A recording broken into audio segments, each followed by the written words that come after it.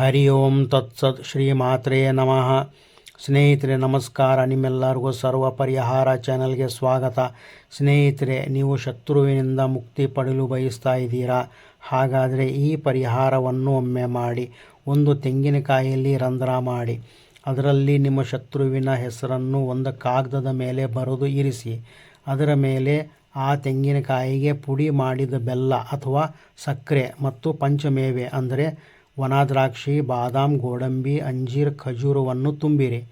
ಅದನ್ನು ಯಾವುದಾದರೂ ಕಾಡು ಪ್ರದೇಶ ಇರುವಂಥ ದಟ್ಟವಾದ ಅಶ್ವತ್ಥ ಮರದ ಬೇರಿನ ಹತ್ತಿರ ಇರುವೆಗಳು ಅದನ್ನು ತಿನ್ನಲು ಪ್ರಾರಂಭಿಸುವ ರೀತಿಯಲ್ಲಿ ಹೂತಾಕಿ.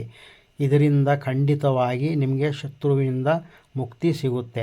ಸ್ನೇಹಿತರೆ, ನನ್ನ ಈ ಚಾನಲನ್ನು ಸಬ್ಸ್ಕ್ರೈಬ್ ಮಾಡಿ, ಲೈಕ್ ಮಾಡಿ ಮತ್ತು ಶೇರ್ ಮಾಡೋದನ್ನು ಮರೆಯಬೇಡಿ. ನನ್ನ ವಾಟ್ಸಪ್ ನಂಬರ್ ಬಂದುಬಿಟ್ಟು 9945247124. ಧನ್ಯವಾದ.